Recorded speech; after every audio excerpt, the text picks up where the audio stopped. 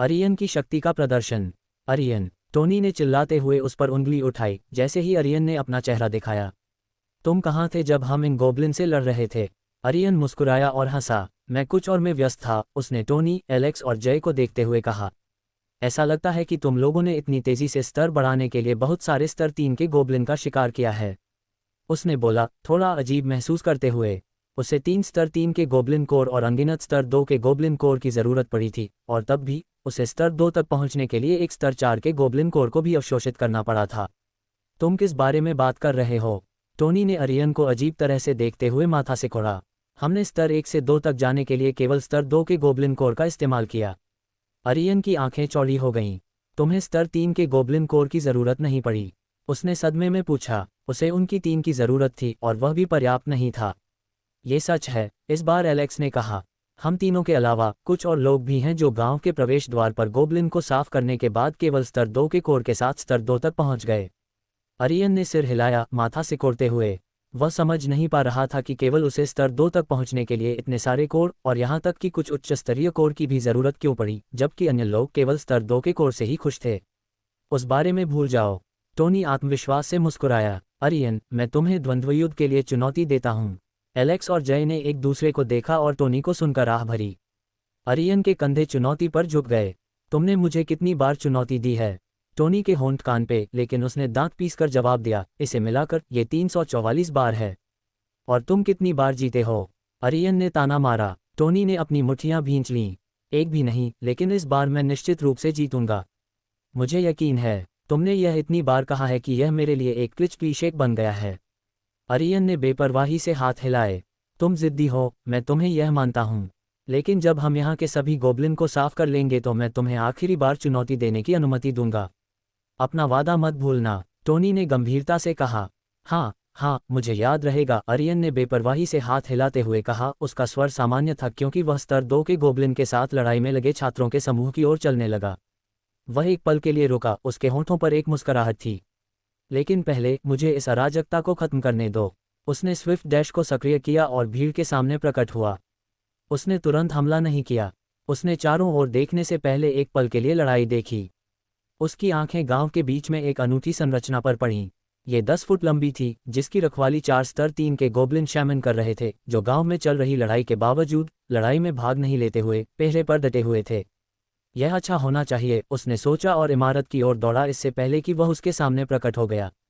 मर जाओ। वह आगे बढ़ा, 4 गोलियां चलाईं, प्रत्येक में 3 जादुई गोलियों की शक्ति थी। 4 स्तर 3 के गोब्लिन पर जो उसकी ओर चमकती हुई तलवारों के साथ चार्ज कर रहे थे। जैसे ही वह संरचना के पास पहुंचा, धमाका धमाका धमाका धमाका, चारों गोलियां गोब्लिन से टकराईं, जिससे उनके सिर फट गए। अच्छा, अरियन मुस्कुराया, संरचना के ऊपर चढ़ गया। वहां से उसने युद्ध के मैदान का सर्वेक्षण किया और छात्रों को गोब्लिन के खिलाफ संघर्ष करते देखा। इसे साफ करने का समय आ गया है, उसने मुस्कान के साथ सोचा और अपनी 3 डायमेंशनल बॉडी कौशल को सक्रिय किया। लगातार जादुई गोलियां चला रहा था।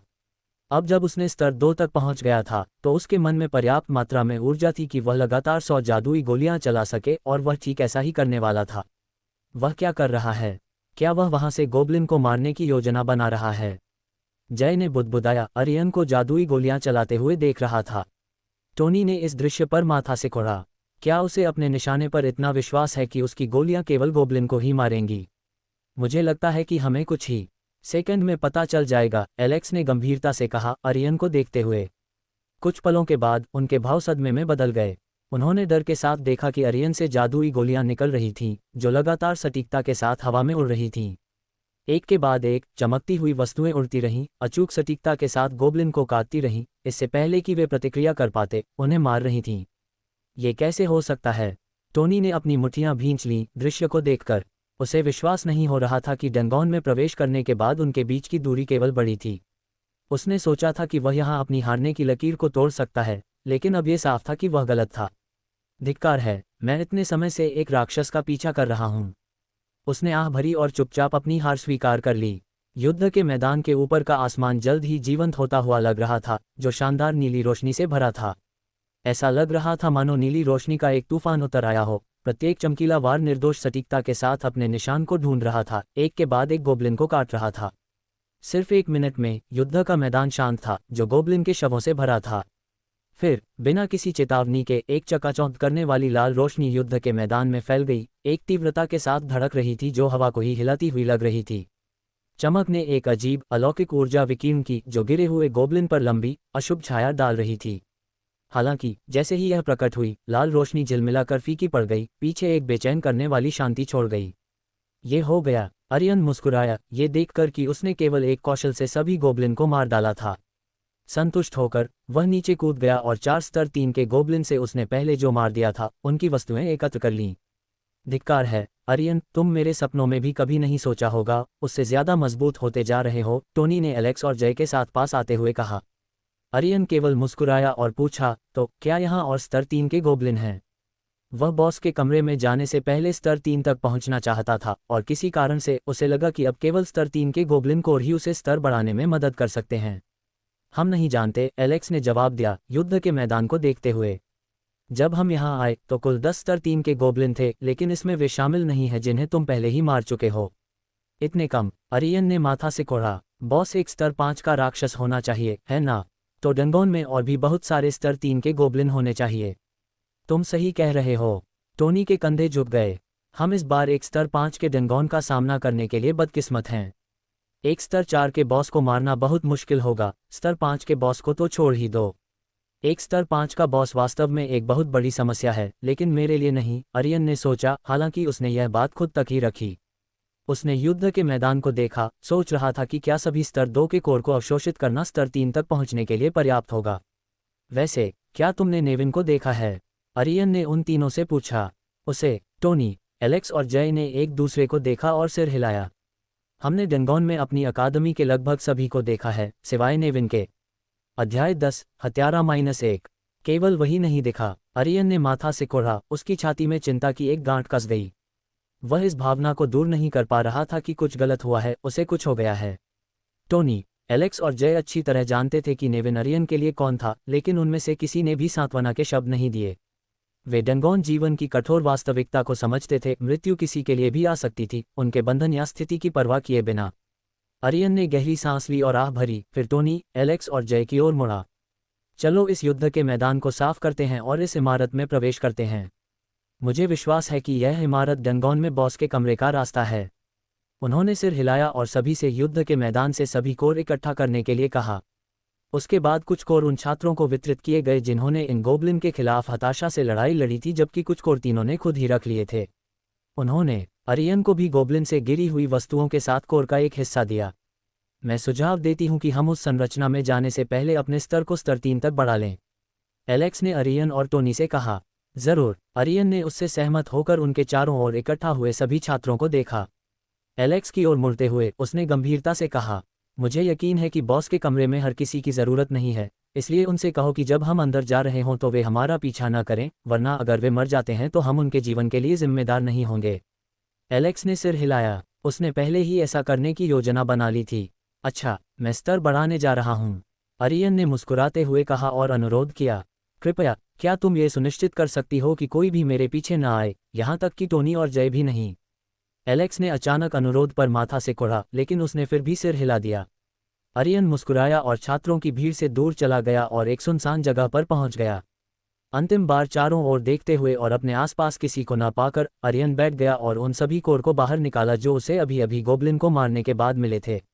उनमें से ज्यादातर स्तर 2 के कोर थे, जबकि उनमें से 5 स्तर 3 के कोर थे। उसने कोर की जांच की और स्तर 3 तक पहुंचने की उम्मीद में उन्हें एक एक करके अवशोषित करना शुरू कर दिया। लेकिन जैसा कि किस्मत में था, यहाँ तक कि उसने सभी स्तर 2 के कोर और 5 स्तर 3 के कोर को अवशोषित करने के बाद भी वह स्तर 3 तक नहीं पहुंचा। खैर, मुझे पहले से ही पता था कि मैं स्तर नहीं बढ़ा पाऊंगा, लेकिन इसे वास्तविकता में बदलते हुए देखना क्रूर है। आर्यन ने आह भरी और खड़ा हो गया। उसने बादल रहित हरे आकाश में देखा और अपने दिल में एक जटिल भावना महसूस की। अब तुम बाहर आ सकते हो, उसने हल्के से कहा, लेकिन कुछ नहीं हुआ। मुझे पता है कि जब से मैं टोनी और दूसरों से मिला हूं, तुम मुझ पर नजर रखे हुए हो, इसलिए अब छिपने का कोई मतलब नहीं है। आर्यन ने एक निश्चित दिशा की ओर देखते हुए कहा, अब बाहर आओ। फिर से कुछ भी नहीं हुआ और सबसे महत्वपूर्ण बात यह है कि कोई बाहर नहीं आया। ये देखकर आर्यन ने आह भरी और जहां वह देख रहा था वहां एक जादुई गोली चलाई। जैसे ही गोली उस बिंदु पर पहुंचने वाली थी, एक आकृति कहीं से भी बाहर आए और आर्यन के सामने खड़ी हो गई। तुम्हें कैसे पता चला कि मैं यहाँ था? आकृति ने हल्की मुस्कान के साथ पूछा। उसके बेतरतीब काले बाल हवा में लहरा रहे थे, लेकिन उसका चेहरा नहीं देखा जा सकता था क्योंकि उसने एक काला मास्क पहन रखा था। आर्यन ने उसे घूरा, उसका चेहरा ताने से भरा हुआ था। मैं शुरू से ही जानता था। तुम्हारा समय बहुत सही था। तुम ठीक तभी प्रकट हुए जब मैंने टोनी और दूसरों से संपर्क किया। मास्क वाली आकृति मुस्कुराए। इसमें कोई आश्चर्य नहीं, तुम होराइजन अकादमी के नंबर 1 जीनियस हो, लेकिन इससे कोई फर्क नहीं पड़ता। तुम यहाँ मरने वाले हो। आर्यन ने उसे देखा और ताना मारा। अपनी स्तर 4 की ताकत के साथ तुम ये सोचने के लिए बहुत भोले हो कि तुम मुझे मार सकते हो। उसका स्वर गंभीर हो गया।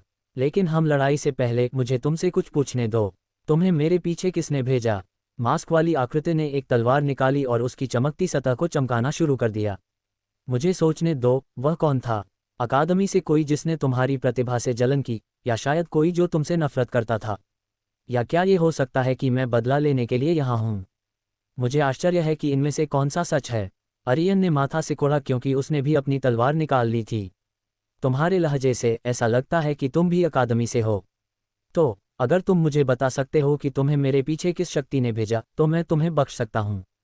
वरना केवल मौत तुम्हारा इंतजार कर रही है। हा हा हा। मास्क वाली आकृति एक पागल की तरह हंसने लगी। क्या तुम्हें लगता है कि मुझे नहीं पता?